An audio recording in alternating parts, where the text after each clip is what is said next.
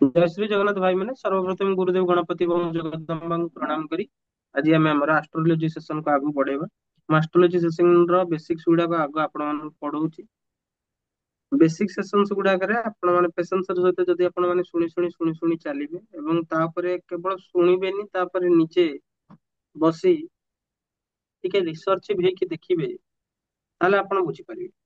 ଆଷ୍ଟ୍ରୋଲୋଜିରେ କିଛି ବି ସର୍ଟ ନୁହଁ। ଜଣଙ୍କର କୋଶ୍ଚିନ୍ ଜଣକୁ ଗୋଟେ ଆଷ୍ଟ୍ରୋଲୋଜରଙ୍କ ପାଖକୁ ଯାଇ ଗୋଟେ ପ୍ରକାର ପ୍ରେଡିକ୍ସନ ଆପଣ ପାଇବେ କି ନ ପାଇବେ ସେଟା ଆପଣଙ୍କର ଉପରେ ଡିପେଣ୍ଡ କରେ, ସେ ଆଷ୍ଟ୍ରୋଲୋଜରଙ୍କ ନଲେଜ ଉପରେ ଡିପେଣ୍ଡ କରେ। ତେଣୁ ପ୍ରେଡିକ୍ସନ ସମସ୍ତଙ୍କର ଅଲଗା ହବ, ସେମ କୁଣ୍ଡଳୀ ପାଇଁ ପ୍ରେଡିକ୍ସନ ସମସ୍ତଙ୍କର ଅଲଗା ହବ, କିନ୍ତୁ ସବୁଠୁ କୋଉଟା ସବୁଠୁ ବେଷ୍ଟ ହବ ନା ଯୋଉ ପ୍ରେଡିକ୍ସନ ଗୁଡାକ ଆପଣଙ୍କ ଜୀବନର ବାସ୍ତବତା ସହିତ ମ୍ୟାଚ କରୁଥିବ। ଯଦି ମ୍ୟାଚ କରୁନି ତାହେଲେ ସେ ପ୍ରେଡିକ୍ସନରେ ଗଡବଡ ଅଛି। ଠିକ ଅଛି। ତେଣୁ ଆଜି ଆମେ ପଢିବା ମାନସଗରୀ ପଦ୍ଧତିର 12ଟି ଲଗ୍ନରେ ଧନ ଭାବସ୍ଥିତ ରାଶି ମାନଙ୍କର ଫଳ। ଏଇଟା ମୁଁ କହିବାର କାହିଁକି ମୁଁ ଏଇଟା କହିବାକୁ ଯାଉଛି ନା, 12ଟି ଲଗ୍ନର ଧନ ଭାବସ୍ଥିତ ରାଶି ମାନଙ୍କ ଫଳ କହୁଛି, ମୁଁ ସେଥିରେ ବସିଥିବା ଗ୍ରହ ମାନଙ୍କ ଫଳ କହୁନାହିଁ। ରାଶି ଆଉ ଗ୍ରହ ମାନଙ୍କ ଭିତରେ ବହୁତ ଫରକ ଅଛି। ଯେମିତି କି ଯଦି ମୀନ ଲଗ୍ନ ହେଲା, ମୀନ ଲଗ୍ନର ଦ୍ଵିତୀୟ ଭାବରେ ଆସିବ ମେଷ ରାଶି। ମୀନ ଲଗ୍ନର ଧନ ଭାବକୁ ରୁଲ କରୁଛି ମେଷ ରାଶି। ଯଦି ମୀନ ଲଗ୍ନ ହେଲା, ମେଷ ରାଶି ଆସିଲେ ସେଠି କୋଉ ପ୍ଲାନେଟ ବସିଛି ସେ ବିଷୟରେ ମାନସଗରୀ କହୁନି। ମାନସଗରୀ ଯୋଉ କ୍ଲାସିକ ଓଲ୍ଡ ବୁକ୍ ଅଛି, ଆମେ ମାନସଗରୀ ପଦ୍ଧତି ପଢୁଛେ, ସେ କ୍ଲାସିକ ଓଲ୍ଡ ବୁକ୍ ହିସାବରେ ଆମେ ବର୍ତ୍ତମାନ କେବଳ ଲଗ୍ନର ଦ୍ଵିତୀୟ ଭାବ ସ୍ଥିତ ଯୋଉ ଧନ ଭାବ ଅଛି, ସେ ଧନ ଭାବ ସ୍ଥିତ ରାଶି, କୋଉ ରାଶି ଆସିଲା ତାର କଣ ଫଳ ଅଛି ସେ ବିଷୟରେ ଆମେ କହୁଛେ। ସୂକ୍ଷ୍ମାତି ସୂକ୍ଷ୍ମକୁ ଯାଇଛି, ସେଠି ପ୍ଲାନେଟ କଣ ବସିଲା ସେଟା ଅଲଗା କଥା। ସେ ରାଶି କଣ ଆସିଲା, ତାର କାରକ ତତ୍ଵ କଣ, ସେଇଟା ଆଗ ପଢୁଛେ, ତାପରେ ଆମେ ସେଠି କଣ ପ୍ଲାନେଟ ବସିଲା ତାପରେ ଡିସ୍କସନ କରିବା। ତ ଆଜି ଆମେ ଏଇଟା ମୁଁ କ୍ଲିୟର କରିଦେଲି, ଆପଣ ମାନେ ହୁଏତ ଆପଣ ମାନେ ବୁଝିପାରୁଥିବେ ମୁଁ ଯାହା ଆପଣଙ୍କୁ ବୁଝିବାକୁ ଚାହୁଁଛି।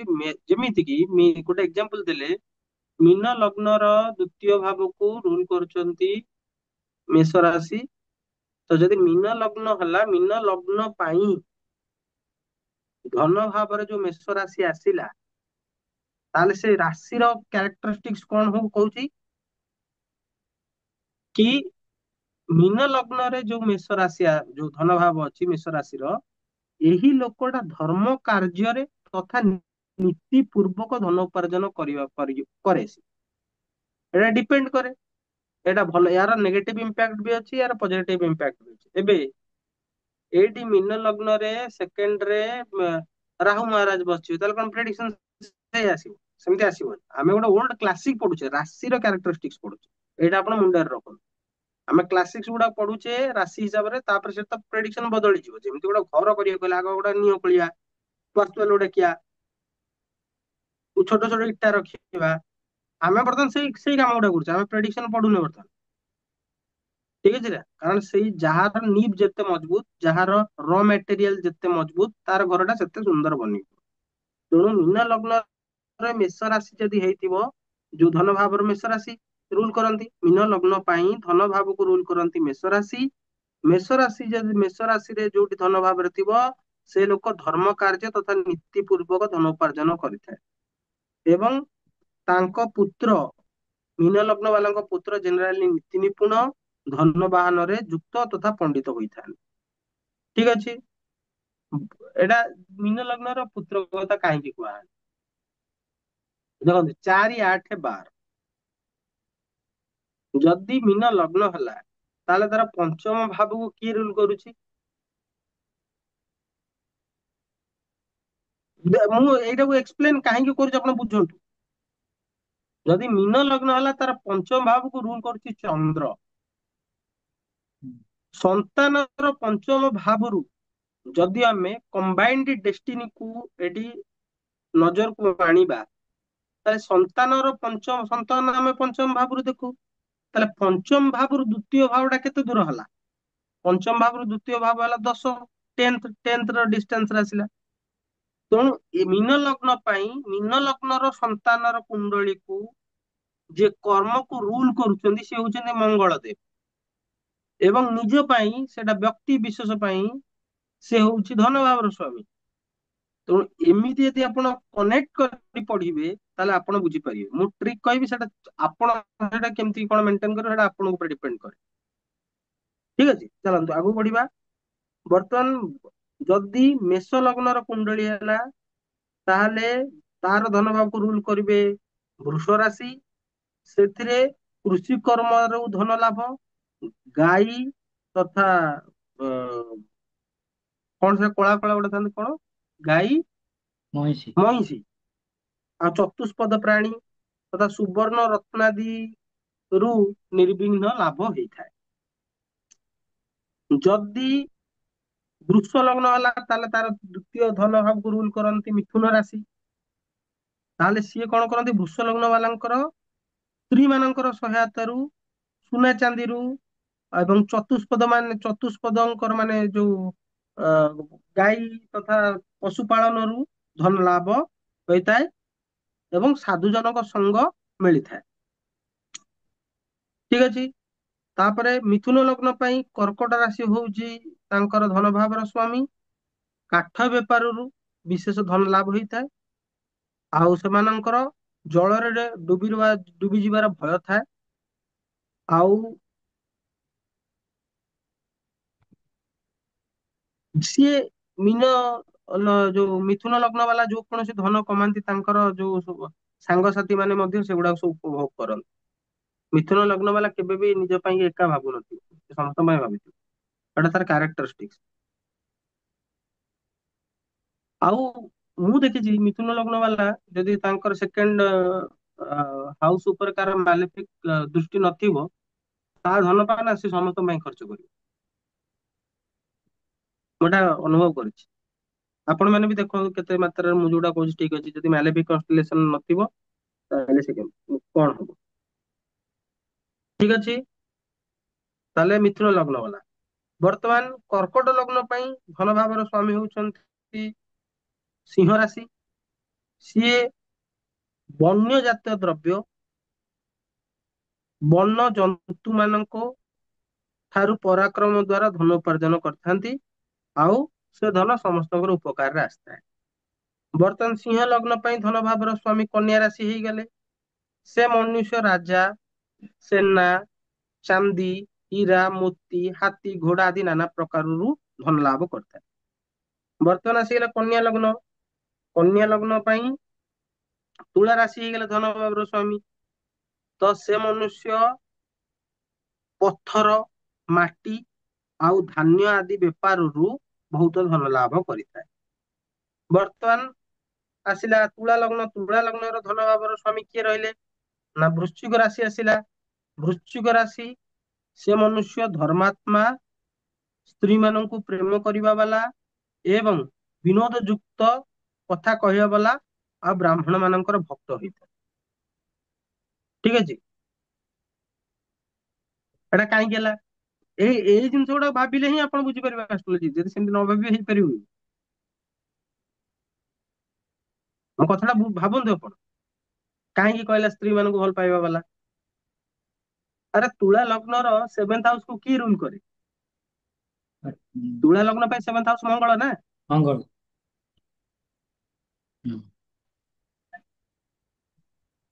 ତୁଳା ଲଗ୍ନକୁ ମଙ୍ଗଳ ଯଦି ତାର ରୁଲ କଲା, ଆଉ ମଙ୍ଗଳ ଯଦି ତାର ସେକେଣ୍ଡ ହାଉସ କୁ ରୁଲ କଲା, ତାହେଲେ ଧନ ମ୍ୟାଟର ରେ ସିଏ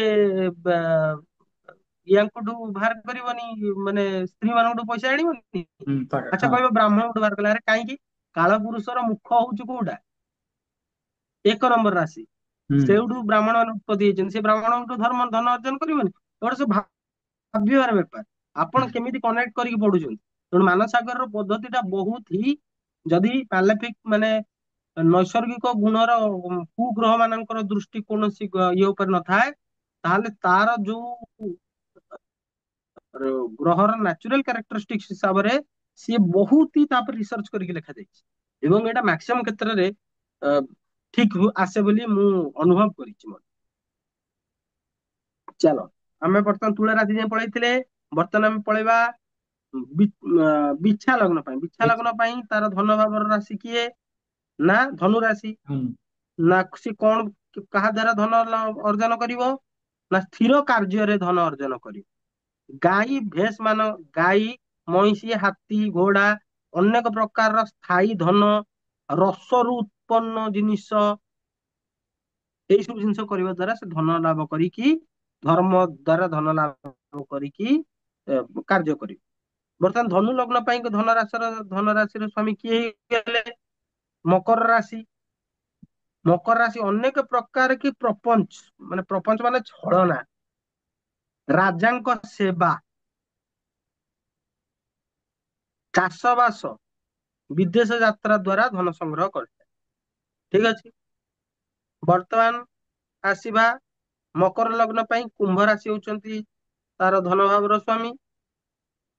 ଆଉ ମଣିଷ ଫଳ ଫୁଲ, ଜଳରୁ ଉତ୍ପନ୍ନ ବସ୍ତୁଙ୍କ ଦ୍ଵାରା ଧନ ଲାଭ କରେ ଏବଂ ସାଧୁ ଜନଙ୍କୁ ସିଏ ଖାଇବାକୁ ପିଇବାକୁ ଦିଏ। ତ ବହୁତ ଚାନ୍ଦା ଆଦାୟ କରି ସାଧୁ ମାନଙ୍କର ସେବା କରିବାରେ ଏମାନେ ପାରଙ୍ଗମ ହେଇଥାନ୍ତି ମକର ଲଗ୍ନ। ଠିକ ଅଛି। ବର୍ତ୍ତମାନ କୁମ୍ଭ ଲଗ୍ନ ପାଇଁ କି ଧନ ଭାବର ସ୍ୱାମୀ କିଏ ହେଲେ? ନା ମୀନ ରାଶି। ନା ମଣିଷ ବହୁତ ବ୍ରତ ଉପବାସ ବିଦ୍ୟା ଆଦି ପ୍ରଭାବରୁ ମାନେ ନିଜେ ତପସ୍ୟା କରିକି ଭୂମିଷ୍ଠ ଦ୍ରବ୍ୟରୁ ମାତା ପିତାଙ୍କ ଦ୍ଵାରା ସେ ଧନ ଉପାର୍ଜନ କରିଥାଏ। ଆଜିର ସେସନରେ ଆମେ 12ଟି ଲଗ୍ନ ଦ୍ଵାରା ବୁଝିଲେ। ମୁଁ ଆପଣଙ୍କୁ ଗୋଟେ ସିମ୍ପଲ ଛୋଟ ଏକ୍ଜାମ୍ପଲ ଦେଇଛି, ମଧ୍ୟ ଦେଇକି ବୁଝେଇଛି ଯେ କାହିଁକି ଏମିତି ମାନସଗିରି ପଦ୍ଧତି ଲେଖି। ଆପଣ କଣ ଗୋଟେ ଜିନିଷ ମୁଣ୍ଡରେ ପୁରାନ୍ତୁ, ମୁଁ ଯେତେବେଳେ ପଢଉଛି 3ଟା ଜିନିଷ ଆପଣ ମୁଣ୍ଡରେ ପୁରାନ୍ତୁ। ଦେଖନ୍ତୁ, ଚନ୍ଦ୍ର ଆଉ ସୂର୍ଯ୍ୟକୁ ଛାଡିଦେଲେ ଆଉ ସମସ୍ତଙ୍କର ଦି ଦିଟା ରାଶି ଅଛି, ରାହୁ କେତୁଙ୍କର କୌଣସି ରାଶି ନାହିଁ।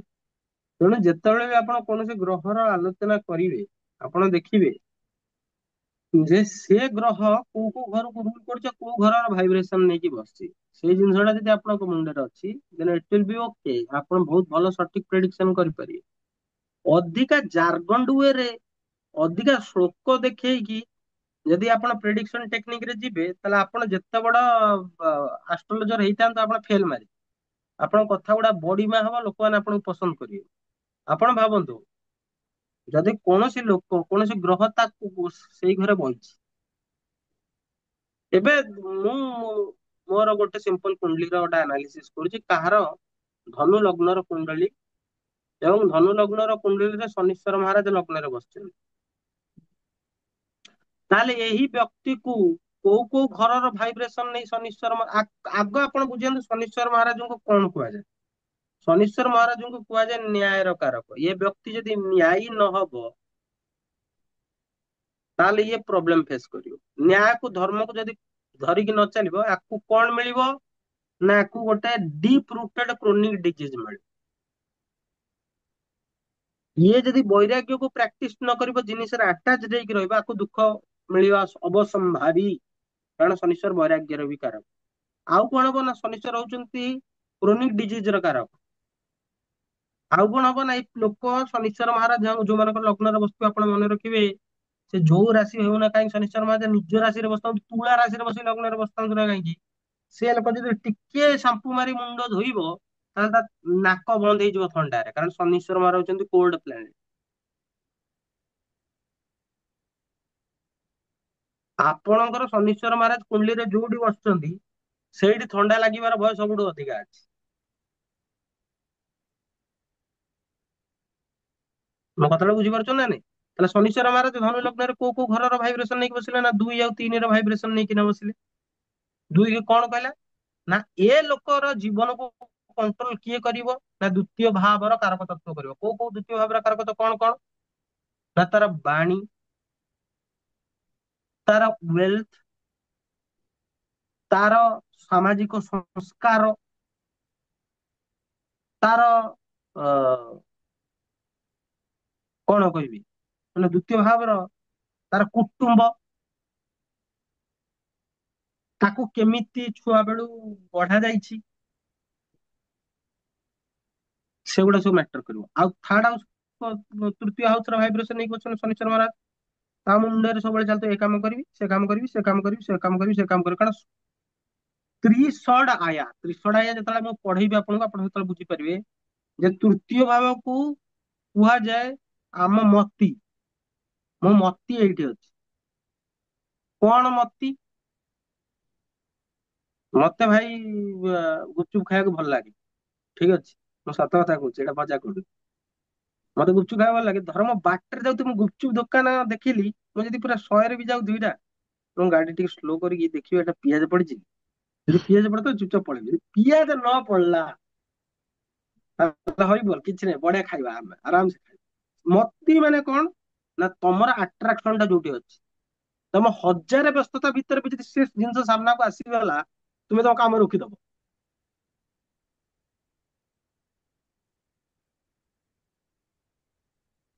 ମୋ କଥାଟା ବୁଝନ୍ତୁ। ଯେହେତୁ ଏଇଟା ମୁଁ କାହିଁକି ଲାଇଭ ଏକ୍ସାମ୍ପଲ ଦଉଛି ନା, ଆପଣ ବୁଝନ୍ତୁ। ଖାଇବା କୋଉ ଘରରୁ ଦେଖୁ? ଦ୍ଵିତୀୟ ଘରରୁ ଦେଖୁ ନା ନାଇଁ? ଆରେ ଖାଇବାଟା ଆମ ଦ୍ଵିତୀୟ ହୁଁ ହୁଁ ଘରରୁ ହୁଁ ଦେଖୁ ନା ନାଇଁ? ହୁଁ ମତିଟା ତୃତୀୟ ଘରୁ ଦେଖୁ ନା ନାଇଁ? ଏଇ ଯୋଉ ହୁଁ। ମତି ଆଟ୍ରାକ୍ସନ ଟା ଦେଖେଇଲି, ସେଟା ତୃତୀୟ ଘରୁ ଦେଖୁ ନା ନାଇଁ? ତେଣୁ ଖାଇବାରେ ମତି ଯୋଉ ପ୍ଲାନେଟ ରୁଲ କରୁଛି, ସିଏ ମୋର ଲଗ୍ନରେ ବସିଛି, ତାହେଲେ ମତେ କିଏ କଣ୍ଟ୍ରୋଲ କରିବ? ଖାଇବାର ମତି। ମତେ। ଏବେ ବୁଝିପାରୁଛ ତ ମୁଁ କଣ ପାଇଁ କଣ କଣ ଲାଇଭ ଏକ୍ସାମ୍ପଲ କଣ ଦେଲି? ହୁଁ ଏଇଟା ଗୋଟିଏ ମାତ୍ର ପ୍ରେଡିକ୍ସନ, ଖାଲି ଗୋଟେ ଜଣକୁ ବୁଝେଇ ଦେବା ପାଇଁ। ସେମିତି ଆପଣଙ୍କର ଗୋଟିଏ ଷ୍ଟେଟମେଣ୍ଟକୁ ନେଇକି ଆପଣ ଗୋଟେ ଦିନ ବି ଭାବି ପାରନ୍ତି। କେତେ ଆପଣ ଇମାଜିନ କରିପାରିବେ, ସେଟା ଆପଣଙ୍କ ଉପରେ ଡିପେଣ୍ଡ କରେ।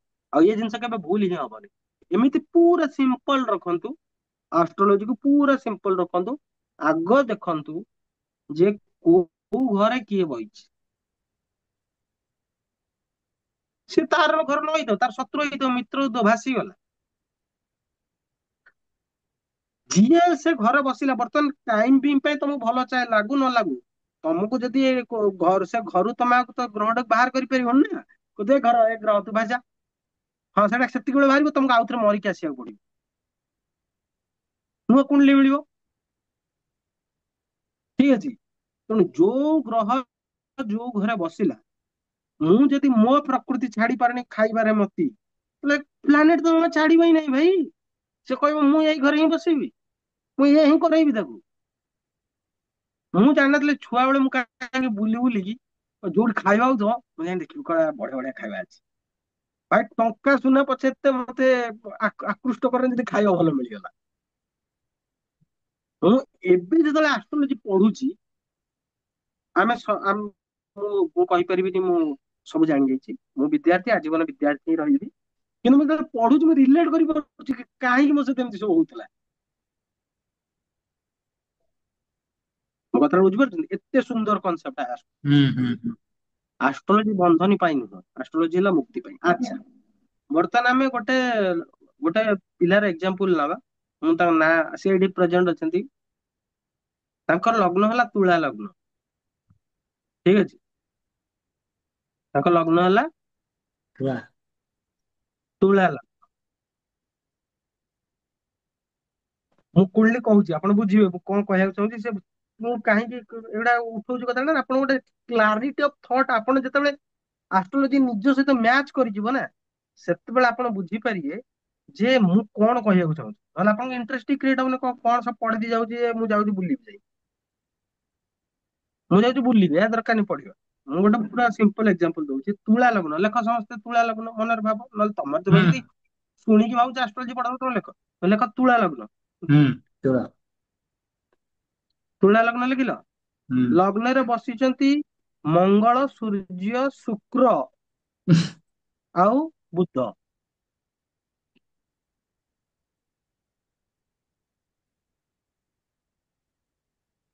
ସୂର୍ଯ୍ୟ। ଲଗ୍ନରେ କିଏ ବସିଲେ? ଯେ ତମେ ଖାତା ପେନ୍ ନ ନେଇକି ଭାବୁଛ ତମେ ଆଷ୍ଟ୍ରୋଲୋଜି ପଢିଦବ, ହେଇପାରିବନି। ମୁଁ ତ ଆଜି ଯାଏଁ ବସି ଖାତା ପେନ୍ ଧରିକି ହିଁ ପଢୁଛି, ବାକି ତମ ଇଚ୍ଛା। ହୁଁ ଆଚ୍ଛା, ଏଇଟା କିନ୍ତୁ ମନେ ରଖ, ତୁଳା ଲଗ୍ନର କୁଣ୍ଡଳୀରେ ମଙ୍ଗଳ, ସୂର୍ଯ୍ୟ, ଶୁକ୍ର, ବୁଧ ବସିଛନ୍ତି, ଚାରିଟା ପ୍ଲାନେଟ ବସିଛନ୍ତି। ହୁଁ ହୁଁ। ତାହେଲେ ଲଗ୍ନ ମାନେ କଣ? ମୁଁ ନିଜେ, ମୋ ନିଜେ। ବଡି, ମୋ ଆପିୟରାନ୍ସ, ହଁ କି ନାଇଁ?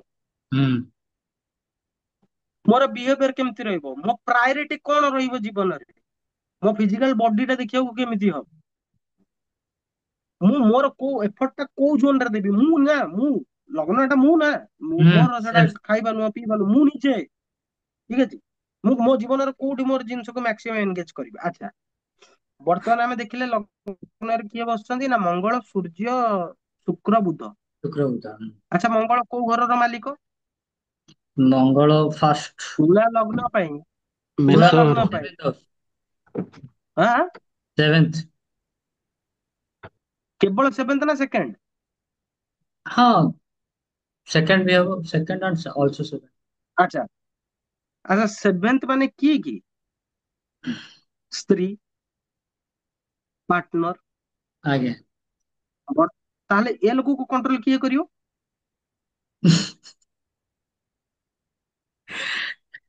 ସ୍ପାଉସ ଆଉ। ବାସ୍, ମୁଁ ଆଗକୁ କହିବିନି, ଆଉ ବହୁତ କିଛି କଣ୍ଟ୍ରୋଲ କରିବ ମୁଁ କହିବି। ଆଉ ଏ ହଁ, ଲୋକକୁ କିଏ ମୁଁ କଣ୍ଟ୍ରୋଲ ବି କରିବ ବହୁତ ନା, କିଛି ତାର ବ୍ୟାଙ୍କ ବୁଝିଗଲି। ବାଲାନ୍ସ କଣ୍ଟ୍ରୋଲ କରିବ। Bank balance also. ଠିକ ଅଛି। ହୁଁ। ଆଚ୍ଛା, ଏ ଲୋକକୁ ଆଉ ସୂର୍ଯ୍ୟ ମହାରାଜ ବସିଛନ୍ତି, ଆକୁ କିଏ କଣ୍ଟ୍ରୋଲ କରିବ? 11 ହାଉସ ମାନେ ତାର ସଙ୍ଗତି, ଯେତେ ତାର ସାଙ୍ଗ ଥିବେ ସମସ୍ତଙ୍କ କଥାକୁ ସେ ପୁରା ପାଣି ଭଳିଆ ପିଇକି କାମ କରୁଥିବ। ଠିକ ଅଛି। ହୁଁ ହୁଁ। ଆଉ କିଏ ବସିଛି ନା, ଲଗ୍ନ ଲର୍ଡ ଲଗ୍ନରେ ବସିଛି। ଲଗ୍ନ ଲର୍ଡ, ହଁ। ଲଗ୍ନ ଲର୍ଡ ଲଗ୍ନରେ ପୁରା ହାଇଏଷ୍ଟ ଡିଗ୍ରୀରେ ବସିଛି। ସବୁ କଥା ଠିକ ଯେ ଏମାନେ କଣ୍ଟ୍ରୋଲ କରିବାକୁ ଚେଷ୍ଟା କରିବେ, ସିଏ କିନ୍ତୁ କାହା କଣ୍ଟ୍ରୋଲରେ ଆସିବନି, ସେ କହିବ ମୁଁ ଯାହା କହିବି ସେଇଆ ହବ। ସେଇଠୁ ହିଁ କନଫ୍ଲିକ୍ଟ ଆରାଇଜ ହବ।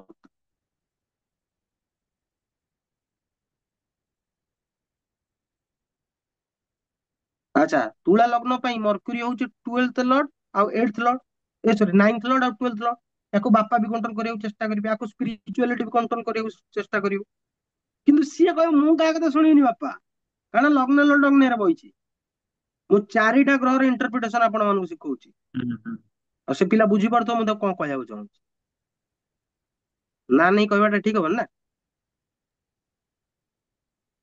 ସେ କହିବ ତୁ ମୋ ବାପା ହେଇଥାଇପାରୁ, ତୁ ମୋ ସ୍ତ୍ରୀ ହେଇପାରୁ, ମୋର ଧନ ହେଇପାରେ, ତୁ ମୋର ସାଙ୍ଗ ହେଇଥାଇପାରୁ, ତୁ ପୂଜା ଅର୍ଚ୍ଚନା କଲା ବାଲା ହେଇପାରୁ, but at the end of the day ଯୋଉ ଡିସିସନ ଟା ମୋର ଅପରେଟ କରିବ ଦ୍ୟାଟ ଇଜ ଫାଇନାଲ। ଆଉ ସେଇଠୁ ତାର କଣ୍ଟ୍ରୋଭର୍ସି ଷ୍ଟାର୍ଟ ହବ।